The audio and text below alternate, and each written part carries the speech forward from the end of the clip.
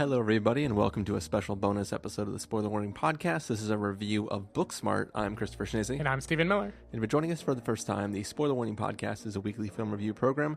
Each week in the show, we're going to dive in, debate, discuss, and argue over the latest film releases coming to a theater near you. This week, this film is not in a theater near you now, but it will be coming in just a few weeks. At SFFILM Festival this year, Stephen and I saw this film, Booksmart. It'll be coming to you May 24th, I think I said it was before we started recording. Basically, that week around then. Sounds right. So you will be able to see this very soon, and in this episode, we will tell you whether you should be seeing it. This is sort of our filler coverage of sort of the second week of the San Francisco International Film Festival, and we're going to start with this full review, and then we're kind of just going to lump everything else together, I think, into our second week episode, which will appear in the feed after this one. What do you say we get started, Stephen? Let's do it. All right, we're going to take a listen to the trailer for Booksmart, which thankfully is available, and then we're going to come back and give you a review. Amy, you've been out for 2 years and you've never kissed a girl. I really don't know what I'm doing with all that stuff. I have a secret for you. I once tried to masturbate with an electric toothbrush, but I got a horrible UTI. Yeah. Like, horrible.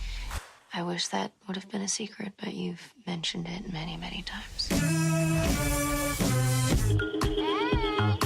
Oh, shit. Are we gonna go to school, or? No. What's 2 plus 2? Isn't it crazy that it's the last day of school? Are you kidding me, Samantha? She's got a really cute smile. Go talk to her. Oh, sorry. Sharp elbows. Not as sharp as your chin. What? Amy. It's the last day. We got you through high school. I need to go over the end of the year budget numbers. Can't we just graduate, head off to college? That should do it, right? We will persist. I can't hear you. I can't soundproof class. We have to go to a party tonight. What? Nobody knows that we are fun. We didn't party because we wanted to focus on school and get into good colleges. And it worked. But the irresponsible people who partied also got into those colleges. I'm incredible at hand jobs, but I also got a 1560 on the SATs. We haven't done anything. We haven't broken any rules. Name one person whose life was so much better because they broke a couple of rules. Picasso. He broke art rules. Rosa Parks. Name another one. Susan B. Anthony. God damn it. Picture this, I'm a bag of put me to your lips. Hand sanitizer. Check. Chapstick. Check. Mace. Listen, it is very important that you keep the safe. The baby! Don't touch your eyes! Tonight is your night.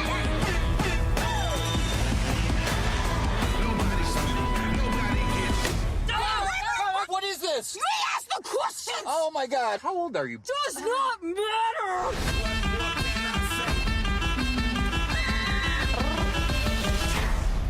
Well, it seems excessive. Shotgun.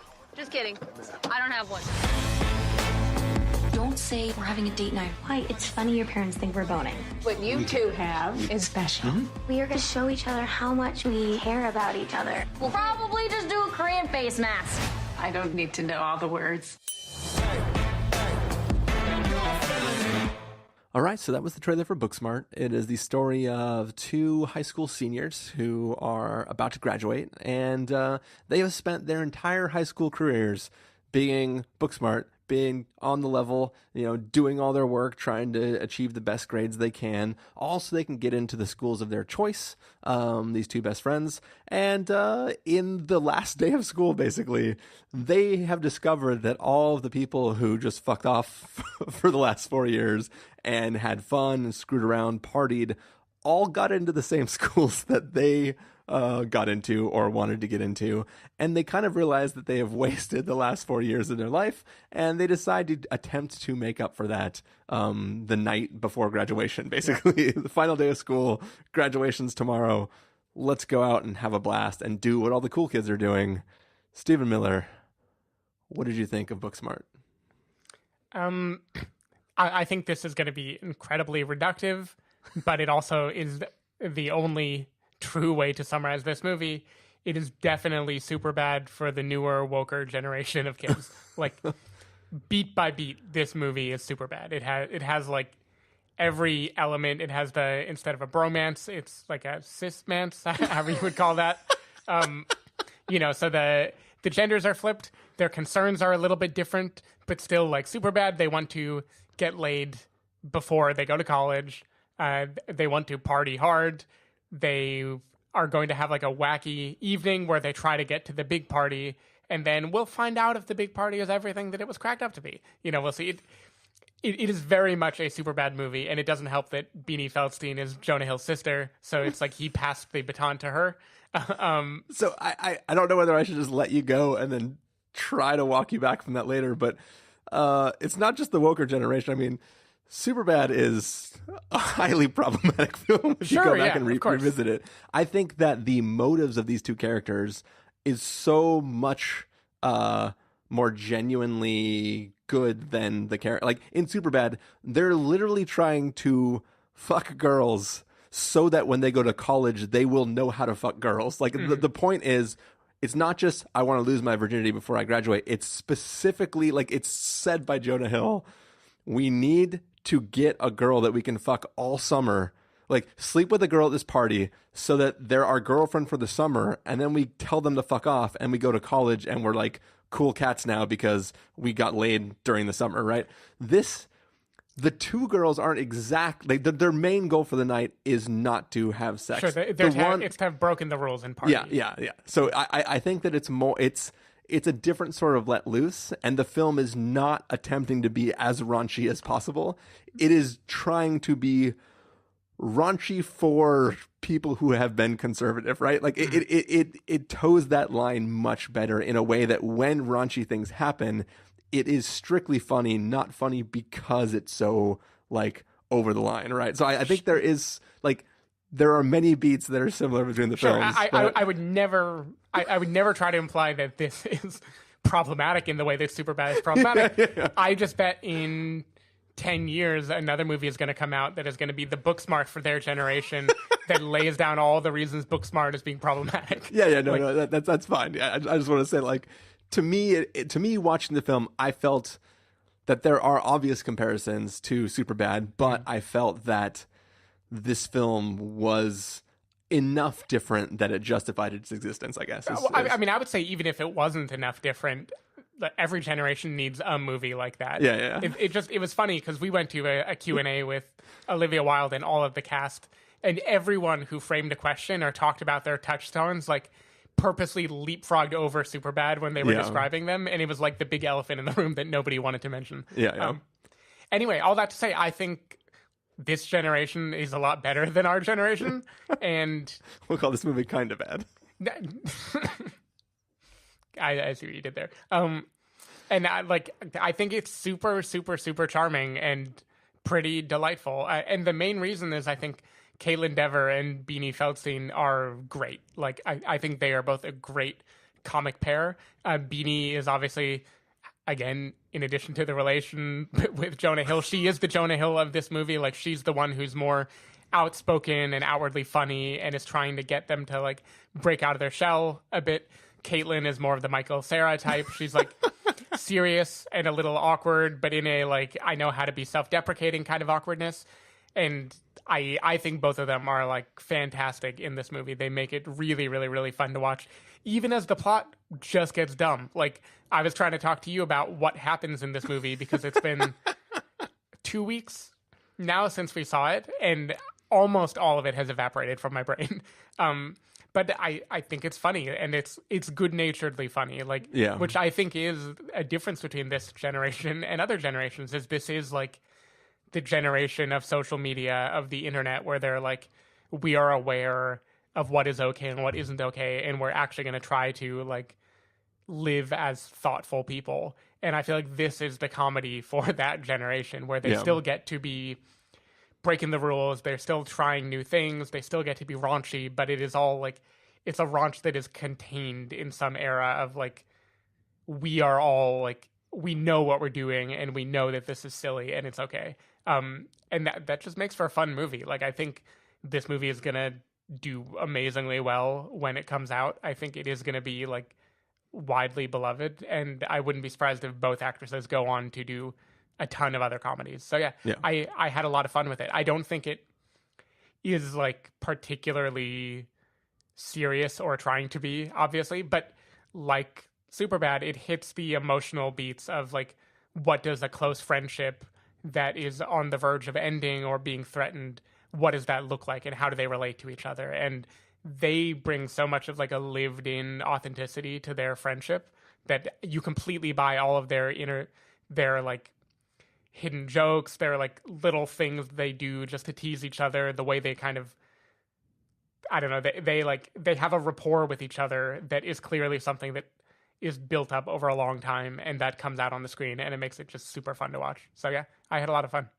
Yeah, I thought this film was fantastic. I had an amazing time with it. In our last review in the feed where we're talking about, I made the comment that that long shot is what happens when you make a film simply checking all the boxes and not doing anything else. And I feel like this film is, in a lot of ways, like a polar opposite. Like, it is also hitting all the beats you need to tell this story, but it's done in such a smarter way where the characters are aware of the journey they're going on. Even the things that it does to mimic other films, or sort of, we'll just say, pay homage to other films, still work within the, like, in the back of your head, you're like, oh, this feels a lot like this other thing, but you're still like, I don't care because it's being done so well. There are little jokes that pay off later on in the film, and it's one of those things where it does feel like somebody didn't just bang out a script. They like spent time to work in jokes that will slowly build over time. And then when the final version of that joke hits in the end,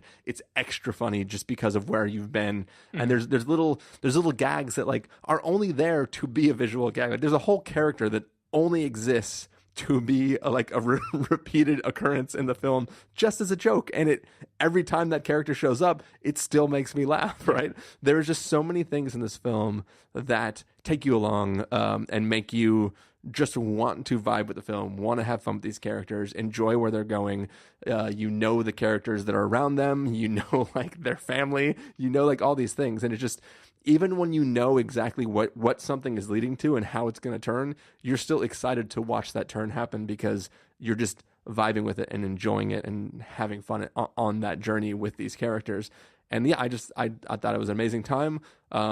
If I'm not mistaken, this won the audience award at the festivals. It does not surprise me at all. I mean, especially given some of the stuff that we watched. Yeah. But yeah, like at the festivals, like when we were at Tribeca, there was an app that you could check in and like rate the film before the end. But here there's little pieces of paper that you tear. And I almost never tore, like I would just put the piece of paper in without tearing anything just because I was like, I don't want the awkwardness of somebody like, are you not going to vote?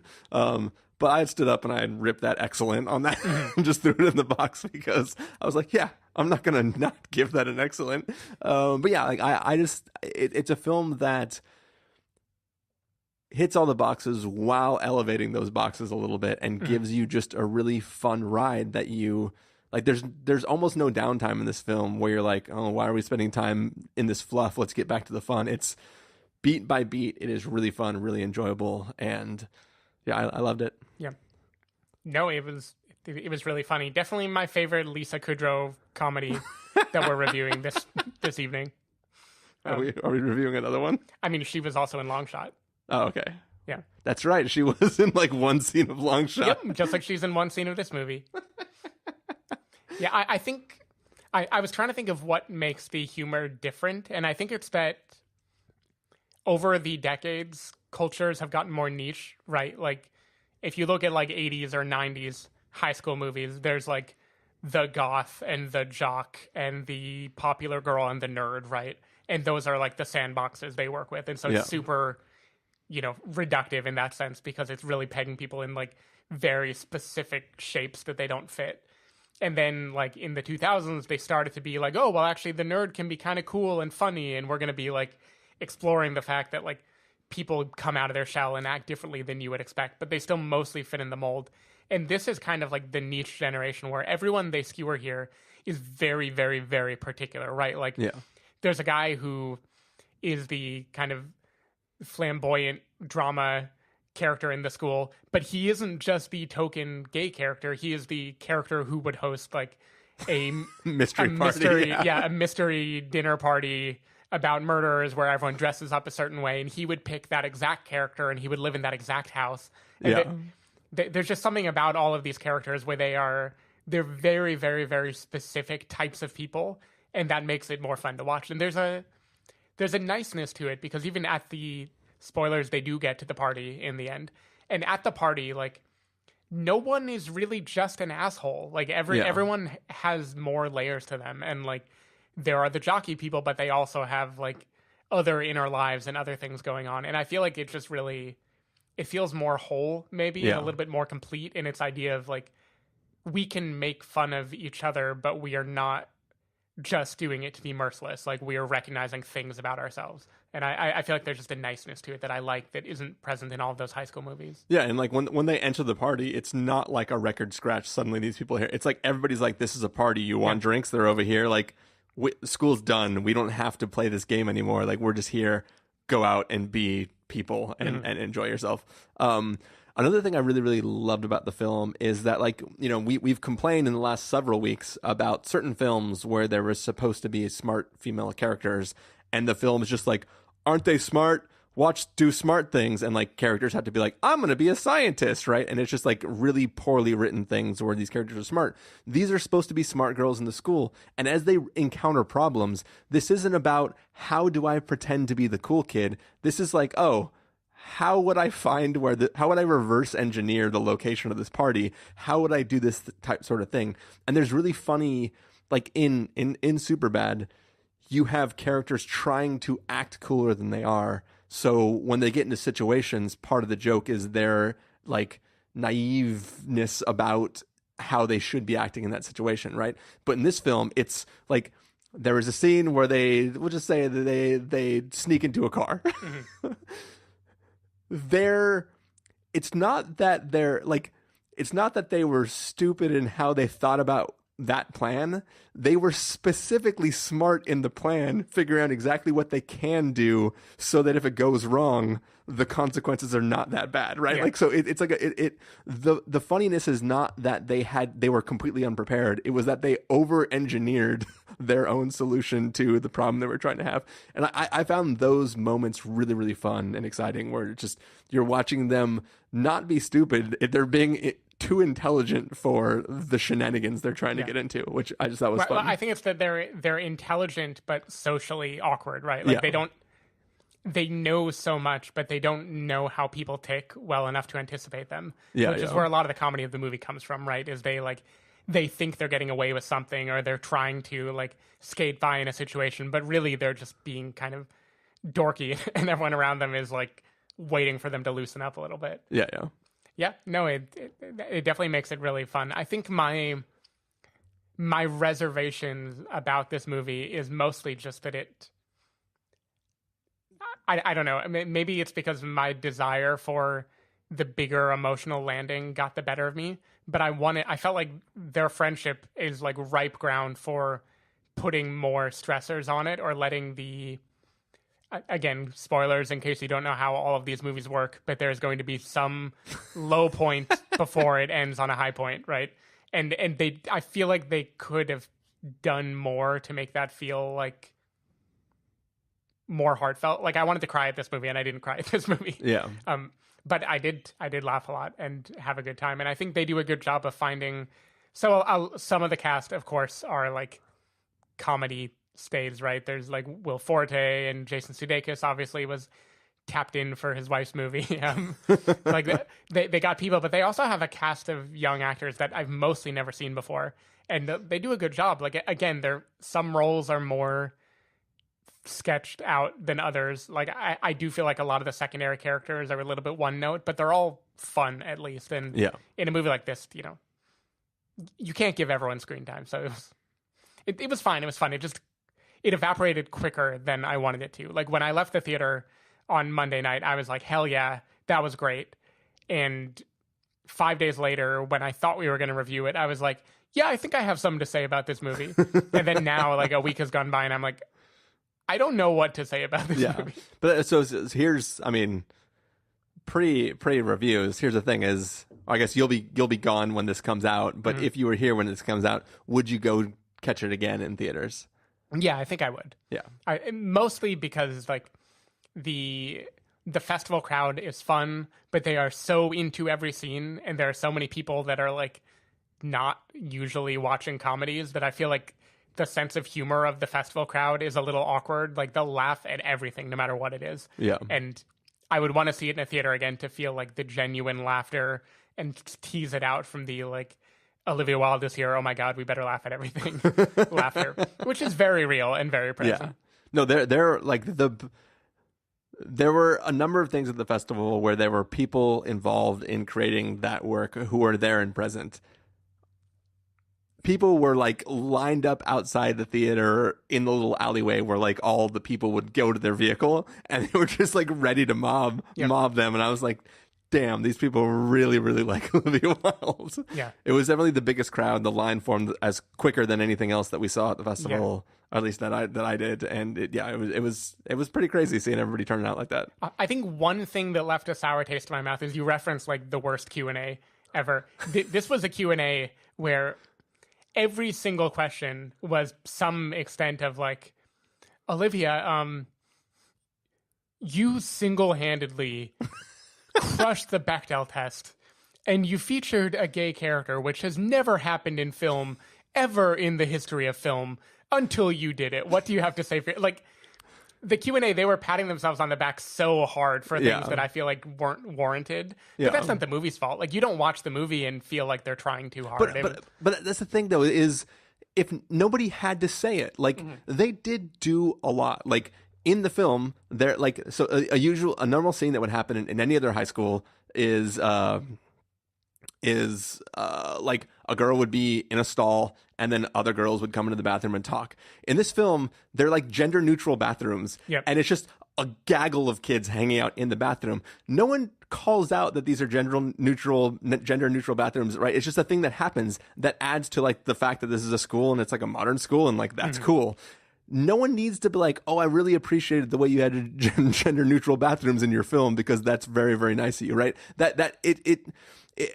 It's one of those things where it's like you don't have to call it out. You can just silently appreciate that like the film is having things where like conservative parents are happy that their daughter's gay, and that's totally fine, and they're awkward about it, and that's funny. But you don't have to like go out of your way to talk about how this is changing cinema because it's for one thing, it is like you're 5 years too late for that to be like a totally new thing. For comedy, I guess, like, you know, comedy is always a little behind the curve when it comes to these things. Yeah. So like it's nice to see a comedy that got that right. But again, I feel like that is this generation, right? Like I lived above a music venue for a couple years, and I would like to go down during like when the high school bands would play, just because I was curious what are modern day high schoolers who like live in San Francisco, what are they like? And without fail, they were so much fucking cooler than I was when I was a high schooler.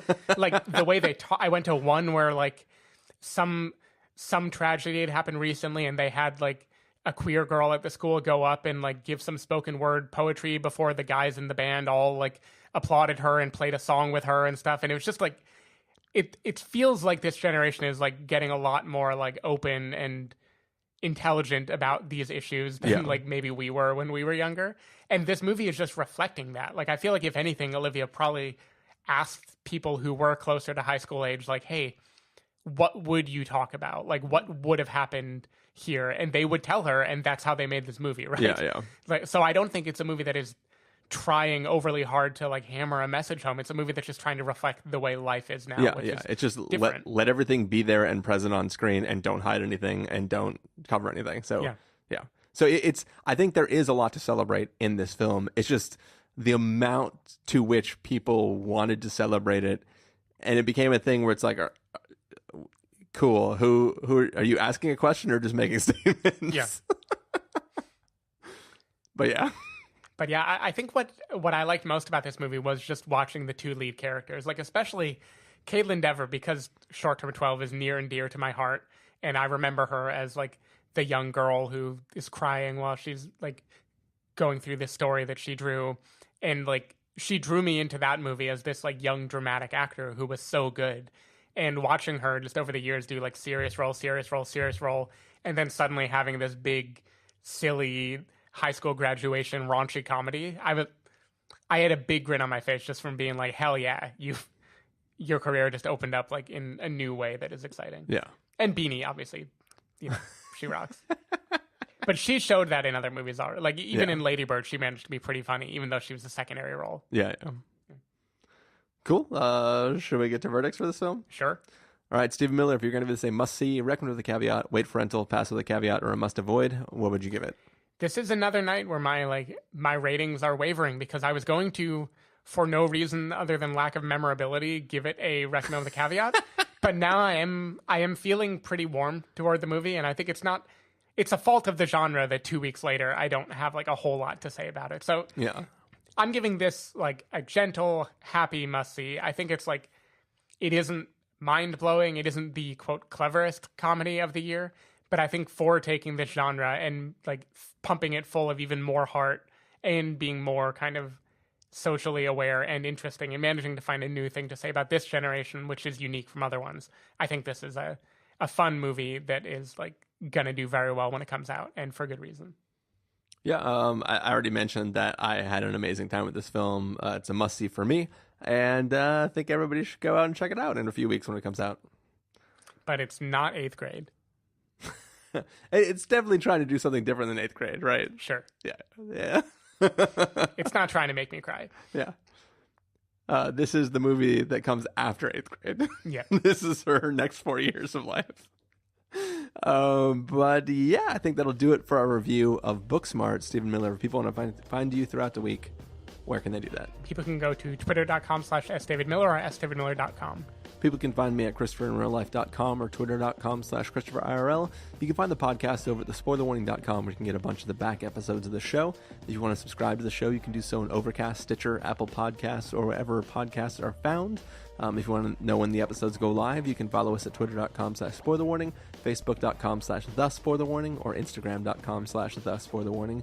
If you want to get a hold of us directly, you can send an email to fans@thespoilerwarning.com, or you can use the contact form on our site. Music for this episode will come from the soundtrack to Booksmart, so hopefully you're enjoying that. As we said, we have one more sort of batch review that we're going to do for some of the other things that we saw at the end of the festival.